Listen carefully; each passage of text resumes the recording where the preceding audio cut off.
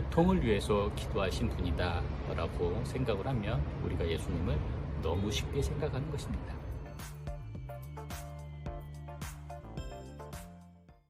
자, 우리는 이제 겟세마네 교회 안쪽에 들어왔습니다. 왼쪽에는 이렇게 올리브 나무가 많이 있고요. 그리고 저기 앞쪽에는 스데반 순교기념교회의 모습이 보이고 있습니다. 저기 앞쪽에 조그마한 건물로 보이는 것이 겟세마네 교회입니다. 겟세마네 교회 건물 안쪽으로 들어가기 전에 왼쪽에 보면은 그 건물 안쪽에 있는 모자이크 그림들이 설명되어 있고, 그리고 앞쪽에 있는 그 돌의 모습까지 볼 수 있도록 그림으로, 사진으로 이렇게 되어 있습니다. 여기 첫 번째 보이는 이 그림은 예수님께서 돌에 엎드려져서 기도하고 있는 모습과 옆에 제자들이 졸고 있는 모습들이 보이고요. 그리고 왼쪽으로는 유다가 예수님의 볼에 입을 맞추어서 사람들이 예수님을 잡을 수 있도록 표시를 한 그런 모습이 있고요. 그리고 오른쪽에는 베드로가 칼을 가지고 당시에 제사장이었던 말구의 귀를 쳐서 떨어뜨렸던 그런 장면이 모자이크로 그려져 있습니다. 예수님께서 기도하셨다고 하는 그 모자이크 아래쪽에는 예수님께서 기도하셨다고 하는 돌이 저렇게 보존되어 있습니다. 자, 우리도 겟세마네 교회 안쪽으로 들어가서 한번 보도록 하겠습니다. 들어가기 전에 이렇게 문에 보면은 문양이 예쁘게 만들어져 있는데요. 이 모양은 올리브 나무의 모양입니다. 자, 교회 안쪽의 모습이 이렇게 생겼는데요. 겟세마네 그 교회의 그 이름을 또 다른 이름으로 뭐라고 이야기를 하냐면 만국교회라고 그렇게 이야기를 합니다. 왜 만국교회냐면요, 이 겟세마네 교회를 지을 때 여러 많은 나라들이 헌금을 해서 교회를 지었다고 합니다. 그래서 그 많은 나라들이 헌금을 해서 지은 교회라고 해서 만국교회라고 그렇게 이야기를 했고요.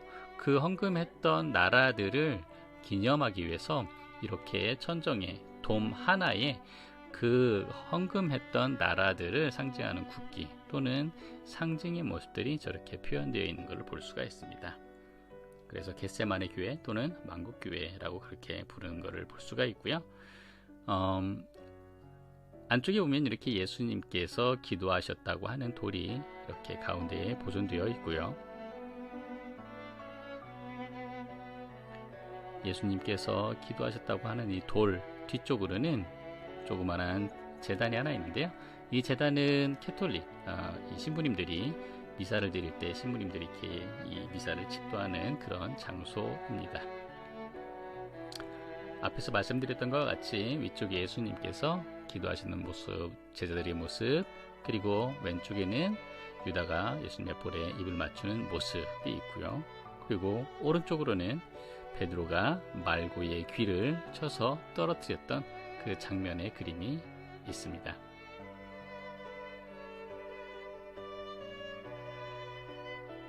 자, 교회 전체적인 모습은 이렇게 쭉 둘러보면 이렇게 생겼습니다. 아주 조용하고 차분하고 아주 예쁜 그런 모습의 교회를 볼 수가 있습니다. 저는 지금 겟세마네 교회에 나와 있고요. 겟세마네 교회 옆쪽에 보면은 이렇게 교회 옆쪽과 그리고 아까 교회 안쪽에 예수님께서 기도하셨다고 하는 그 돌판이 연결되어 있는 그 돌판이 이렇게 밖에 나와 있는 것을 볼 수가 있습니다.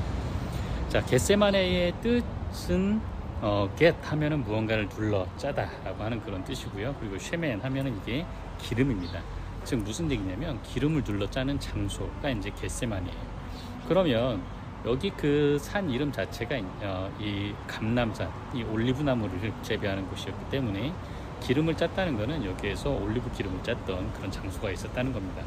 그런데 이게 참 재미있는 거는요, 그 언어의 유의가 그대로 예수님께서 기도하는 모습에 비춰집니다. 무슨 얘기냐면 예수님께서 여기에서 기도를 하실 때 자기의 그 몸에서 나오는 그 땀방울이 마치 진액과 같이 뚝뚝 떨어질 정도로 기도를 했다라고 이야기를 합니다. 실제적으로 기름을 짤 때 기름 틀에다가 이 올리브 기름을 짤 때 그 기름 떨어지는 그 모습이 정말 뚝뚝 그렇게 떨어집니다. 그래서 예수님께서는 기름 짜는 장소에서 자기의 몸을 쥐어 짜듯이 이렇게 기도를 하셨던 모습을 상상해 보실 수가 있습니다. 그것뿐만 아니라 이제 여러 가지 이제 앞으로 많은 것들을 설명을 하게 될 텐데요. 또 이제 또 하나 생각해 봐야 될 거는 어떤 것이냐면은 예수님께서 기도하실 때 이 잔을 내게서 옮기시옵소서라고 하셨던 그 부분에 대해서도 여기 우리가 좀 생각을 해봐야 합니다. 자, 우리는 이제 겟세마네 교회에서 나가면서 올리브 나무를 하나 보고 나갈 겁니다. 그리고 올리브 나무를 보고 난 이후에 잔에 대해서도 우리가 잠깐 이야기하는 시간을 갖도록 하겠습니다. 이 올리브 나무는 다른 나라 가이드들이 설명할 때 들어보면은 2000년 된 나무다. 그래서 예수님께서 2000년 전에 기도하셨던 모습을 보았던 나무이다 라고 그렇게 이야기를 합니다. 하지만 나무의 수령을 최대한으로 따진다면은 십자군 시대 때에 약 한 1000년 전 정도로 그렇게 잡을 수 있습니다. 왜냐하면 옛날 고대시대 때에는 전쟁을 할 때 그 주변에 있는 성 주변에 있는 나무들을 잘라서 전쟁 물자로 사용을 했기 때문에 최대 맥시멈으로 잡으면은 1000년 정도로 잡을 수 있습니다. 근데 이 올리브 나무는 또 특징이 어떤 것이 있냐면요, 가운데 이 트렁크가 이렇게 죽었음에도 불구하고 그 옆에서 가지가 또 나와서 이렇게 계속해서 올리브 열매를 맺을 수 있는 그런 특징을 가지고 있습니다. 그래서 유대인들은 이 올리브 나무를 보고 영생이라고 하는 그런 개념을 붙였습니다. 자, 우리는 이제 이 앞쪽에 나가면서 예수님께서 기도하는 모습이 새겨져 있는 돌 위에 앉아서 잔에 대해서 보도록 하겠습니다. 누가복음 22장에 보면 42절에 가라사대 아버지여, 만일 아버지의 뜻이거든 이 잔을 내게서 옮기시옵소서. 그러나 내 원대로 마옵시고 아버지의 원대로 되기를 원하나이다 하시니, 예수님께서 기도하실 때의 모습은 지금 이런 식으로 지금 표현이 되어 있습니다. 돌에 완전히 엎드려져서 기도하고 있는 그런 모습인데요. 여기에서 예수님께서 기도하셨던 그 내용이 이 잔을 내게서 옮겨주시옵소서 였습니다. 기도하신 이 잔의 의미는 무엇일까요? 많은 사람들이 이 잔에 대한 의미를 뭐라고 생각하냐면, 예수님께서는 완전한 신으로 오시고 완전한 인간으로 오셨기 때문에 그 인간의 고통을 그대로 당하시는 것이 힘들어서 고통을 옮겨주시옵소서라고 하는 그런 기도였다고 이야기를 하십니다.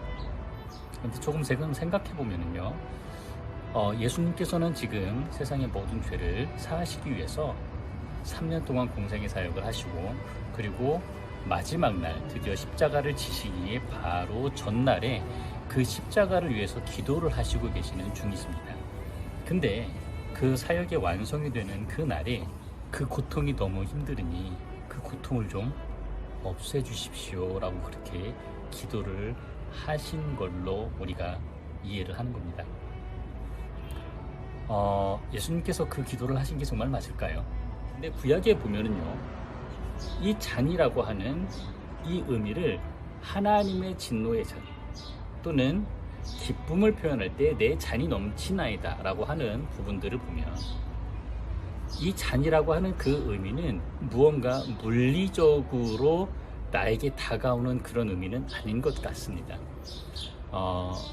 무언가 감정적인 것, 무언가 추상적인 걸로 사용되었다는 것을 알 수가 있습니다. 그렇다면 예수님께서 지금 기도하시고 계신 이 잔이라고 하는 그 의미는 물리적인 고통, 물리적으로 내 손목에 못이 박히고 십자가에 달리고 하는 고통이라고 생각하기보다 무언가 추상적인 개념이 있겠다, 의미가 있겠다라고 생각을 할 수가 있습니다. 그 의미에 대한 힌트를 좀 우리가 알 수 있는 것이 예수님께서 십자가에서 말씀하셨던 가상 7원 중에 엘리 엘리 라마 사박다니라고 그렇게 이야기를 합니다. 나의 하나님 어찌하여 나를 버리셨나이까? 하나님께서 예수님을 버리실 수가 있나요? 또는 예수님께서 하나님에게 버림을 받을 수가 있나요? 도대체 무슨 의미일까요? 왜 예수님께서는 하나님에게 버림을 받으셨을까요? 그 의미는 간단합니다. 예수님께서 십자가를 지시는 그 순간에 예수님께서는 세상의 모든 죄를 다 예수님께서 감당하시기 때문에 죄를 감당하시는 그릇이 되어버린 이 예수님은 이제 거룩하신 하나님과 같이 있을 수 없게 됩니다. 예수님과 하나님은 태초에서부터 늘 함께 해오시던 분들이셨는데 예수님께서 십자가를 치시는 그 순간만큼은 하나님께서도 절대 예수님과 함께 할 수 없었습니다. 그런데 예수님께서는 그 순간마저도 하나님과 같이 계시고 싶었던 겁니다. 즉 하나님과의 분리가 너무나 싫었던 겁니다. 싫었고 그리고 그거를 슬픔으로 표현을 할 수가 있었던 겁니다. 자, 그렇다면 이 잔을 내게서 옮기시옵소서라고 이야기를 할 때 우리는 그 잔의 의미를 하나님, 내가 십자가를 질 때 이 고통을 내게서, 이 못 박히고 아픈 그 고통을 내게서 옮겨주시옵소서라고 하는 그 기도가 아닌, 하나님, 내가 하나님과 분리되어지는 그것이, 하나님과 떨어지는 것이, 하나님과 이별하는 것이 저에게는 너무나 슬픕니다 라고 그렇게 우리가 이해를 할 수가 있습니다. 예수님께서는요, 세상의 모든 죄를 지시기 위해서 이 세상에 오셨기 때문에 육체적으로 못이 조금 박히고 그리고 십자가에 달리는 그 고통, 오전 9시에 달려서 오후 3시에 돌아가셨는데 그 6시간의 그 고통을 위해서 예수님께서는 땀방울이 핏방울같이 뚝뚝 떨어질 정도로, 그 정도로 기도를 하실 분이 아니십니다. 우리가 예수님을 고통을 위해서 기도하신 분이다 라고 생각을 하면 우리가 예수님을 너무 쉽게 생각하는 것입니다.